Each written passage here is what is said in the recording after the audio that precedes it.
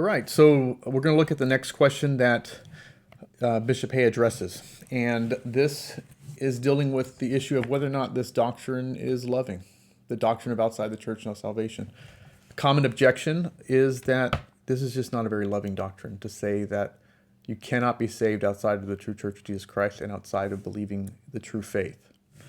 So this is what how Bishop Hay lays it out.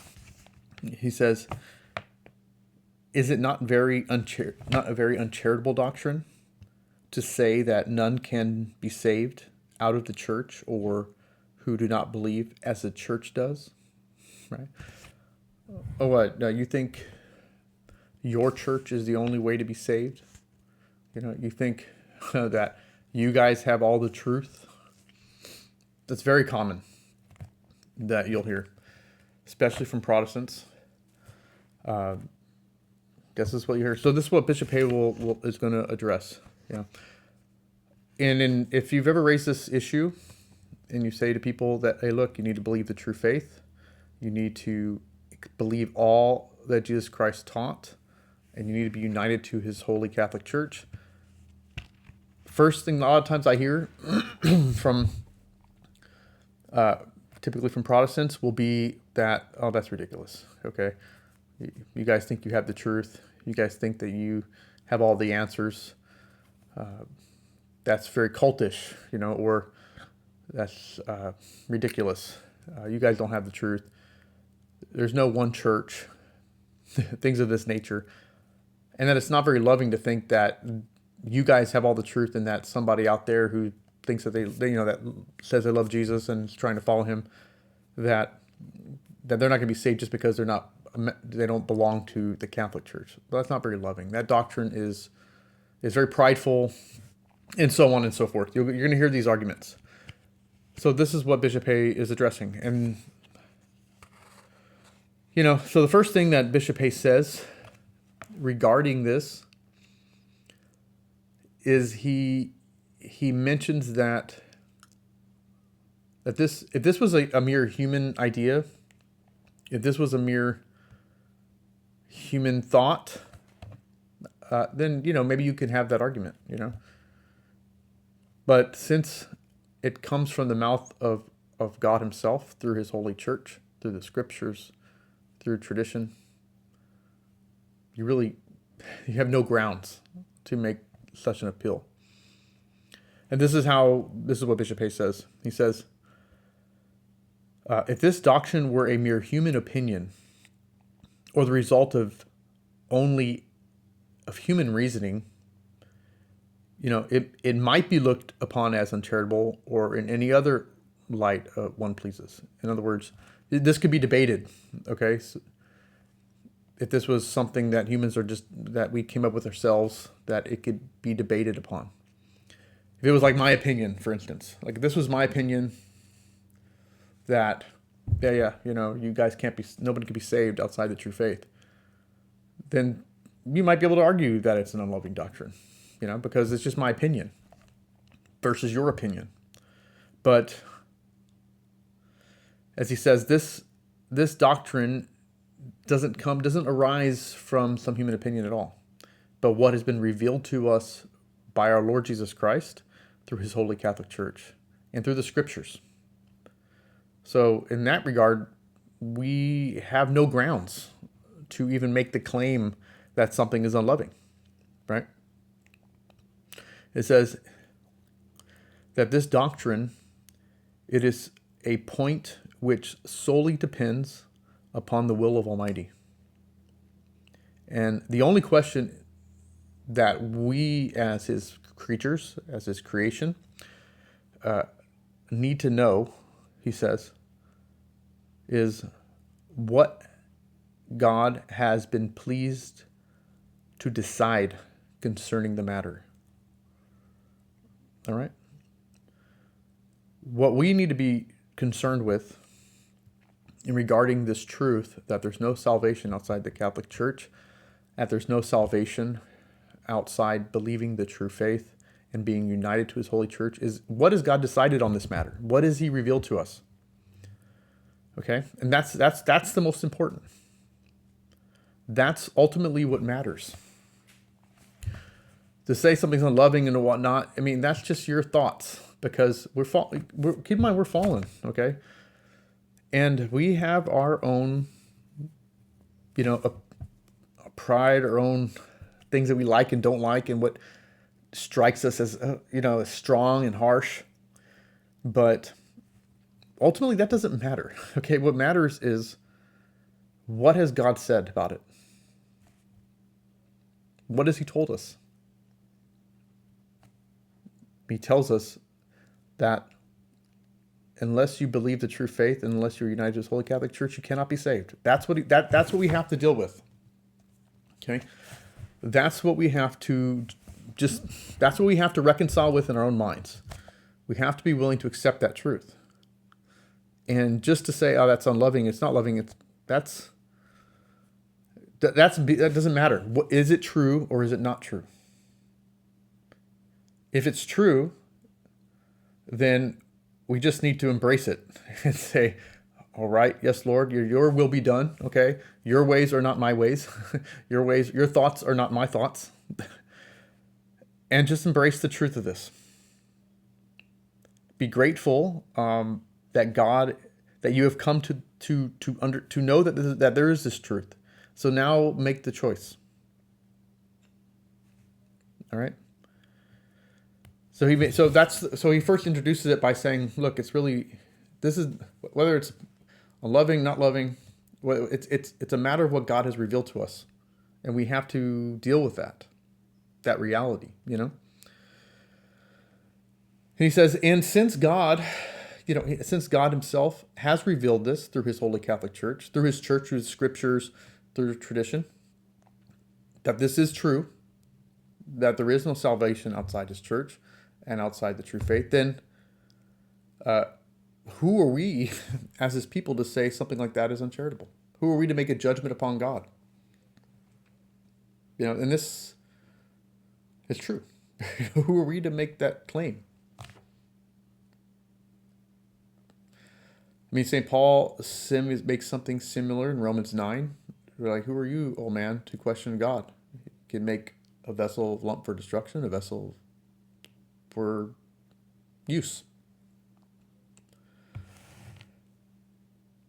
And this is what Bishop Hay mentions. He says,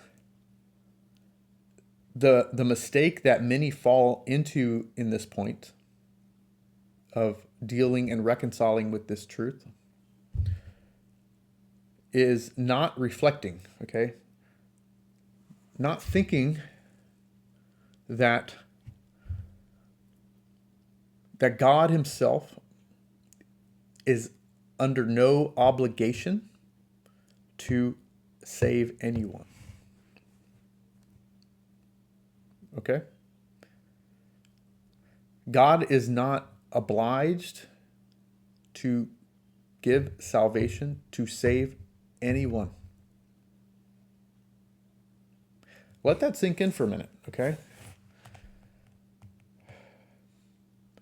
I know we think we're all wonderful, and and none of us deserve hell.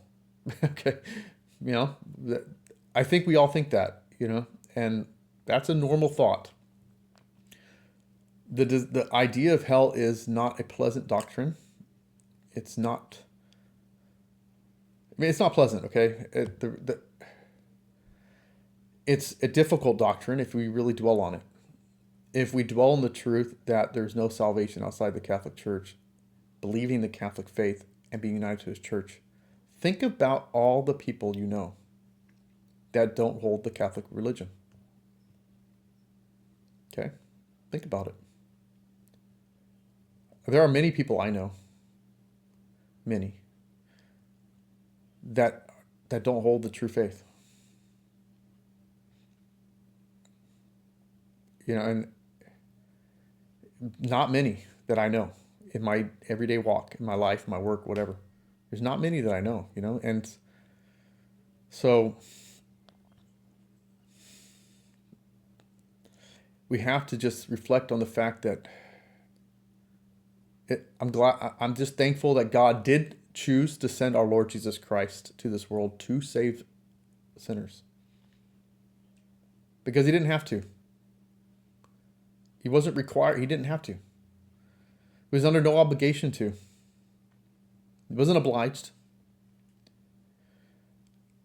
Our Lord says in John 3:16 that God so loved the world that he gave his only begotten Son.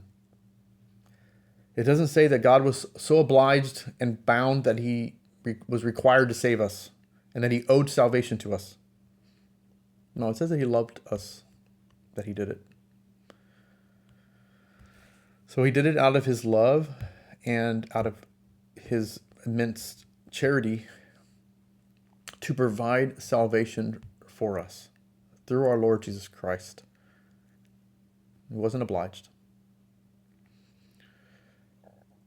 So he says that's the one thing people don't really reflect on. Don't reflect on the fact that salvation isn't owed to us at all. So if God in his charity chose this means by which to save sinners, by sending our Lord Jesus Christ to die on the cross, and that in order to obtain that salvation, in order to enter into that salvation, we must believe in his Son, Jesus Christ, that we must embrace what his Son, our Lord Jesus Christ, taught, then, God's will be done. We reflect that that's what he chose to do, and he has that right to do that. He has the right to choose as he wills. And we just got to reflect on that and think, God is awesome. So first and foremost, we have to understand that this came from God himself, and we have no reason to tell him that that's uncharitable.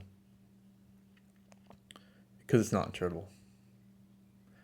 2, we should reflect, Bishop Hay says, on the fact that he is not obliged to save any of us. Bishop Hay mentions that the angels sinned, and God pursued them with strict justice against the angels that sinned, provided no means by which to save them, damned them. And he could have rightly done the same thing for the human race. He could have let us all, he could have gave us all up. But for his own will and purpose and love, he chose to save us. And by that, we should be very grateful. Basically, that's what Bishop Hay says. It says, if therefore he is pleased to offer salvation to mankind through the merits of Jesus Christ, this is all the effect of his infinite goodness and mercy. He says, he is the perfect master of his own gifts. He certainly is at full liberty to require what conditions he pleases for bestowing those gifts. And who are we to find fault in that? He says. Who are we to find fault or say it's uncharitable?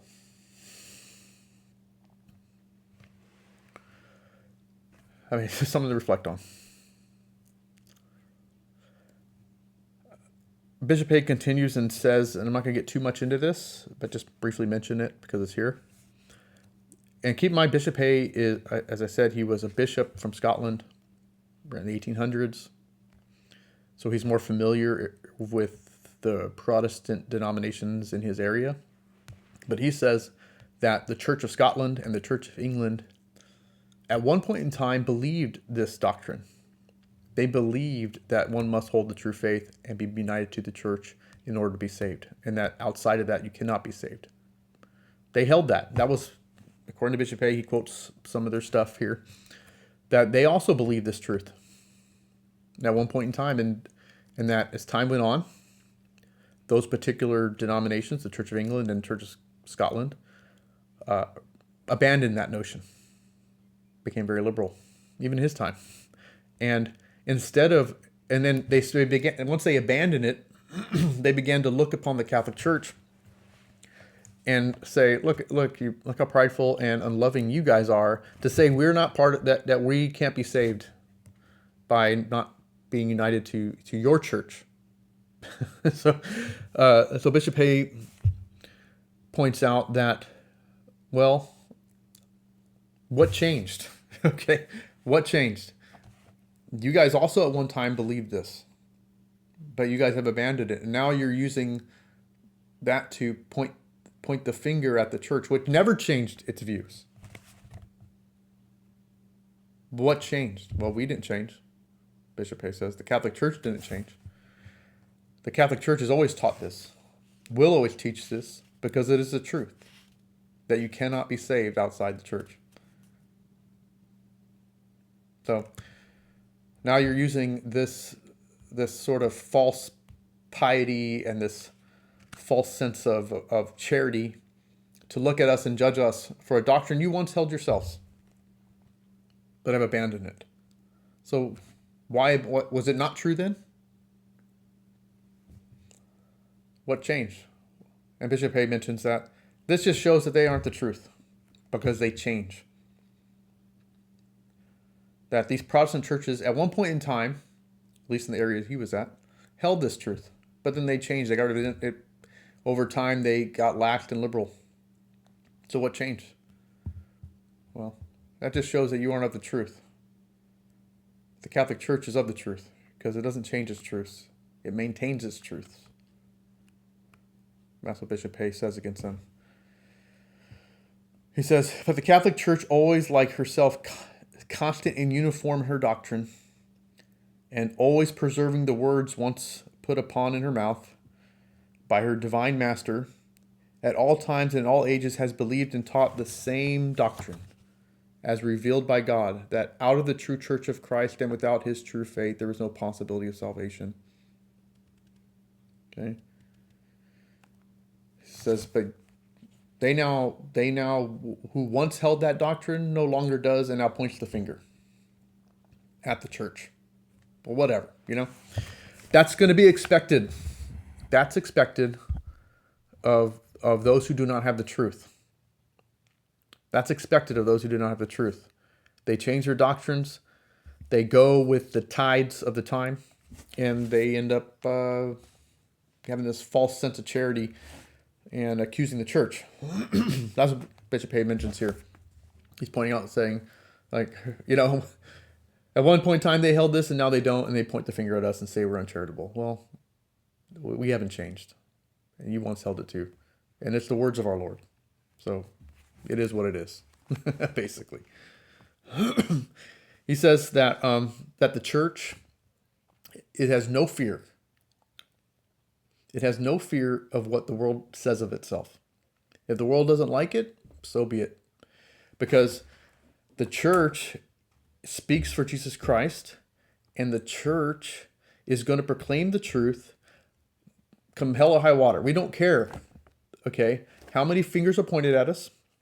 We don't care, because ultimately we care about the salvation of your soul. And that's why we're going to say this doctrine. We care about the salvation of your soul. And it is utter charity, this is what Bishop Hay is saying, that is utter charity to tell somebody that if they do not believe the truth, they will go to hell. That's what God requires, that he gave his son to save your soul, that you must believe in him. Okay, that's what you must do. This is what God requires of you.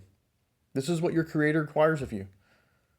And it's not uncharitable to say otherwise. It's not uncharitable to say that. It's uncharitable to say otherwise. It's uncharitable to tell somebody that, yeah, you're fine in the denomination you're in. You're fine where you're at. You can continue believing those lies, okay? You continue believing things contrary to the truth, and it's okay. It's fine. We don't want to, we don't want to ruffle any feathers. We don't want to step on any toes. But you're good out there. You're fine. How much more, if you know that truth and you don't tell them. So this is what he's saying. It's like the church understands that this is a loving thing to do, that this is the loving thing to do. He says, this is his quote. It says, neither is she afraid of being thought uncharitable on this account. On the contrary, she considers it as the height of charity to warn men of their danger in an affair of so immense importance as is that of their eternal salvation. And with the most tender compassion for their situation, meaning they're in a state of damnation where they're at. Okay, for the most tender compassion of their situation, uses every means in her power, particularly by her most fervent prayers to God for the conversion of all that are out of the true way, that they might be brought to the knowledge of the truth and be saved. And this is true charity. That's true charity. Not to pretend that it doesn't matter. God doesn't care. All God cares is that, that you just follow your conscience. That's all God cares about. I mean, God's not going to expect you to believe all these things. No, whatever excuse you want to say, what all the liberals say, no. That's not charity. Okay? It's not charity to not seek the conversion. It's not charitable to tell people that they shouldn't become Catholic. These are not acts of charity. These are acts of the devil.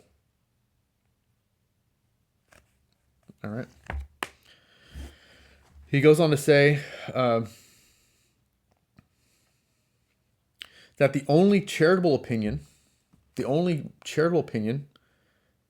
is the one which tends to, it says, excite and promote this type of disposition. What does that mean? The doctrine which moves people to care for their neighbor's soul. That is the true charitable doctrine. Okay? The one that cares for the neighbor's soul, not the one that's indifferent, not the one that has no care, not the one that allows people to stay in their own state. Right? It says, plain therefore, that the charge of being uncharitable is nothing but a malicious misrepresentation and a gross slander invented only to render the Catholic Church and her doctrines odious. In other words, these people they don't like the Catholic Church anyway. And then they're just going to come up with anything to say to make her look bad. Basically, is what Bishop Hay is saying. That, they just make up some slander that this doctrine's unloving. It's not unloving. It's what God has said. It's true. And we care for the souls more than you guys pretend to care.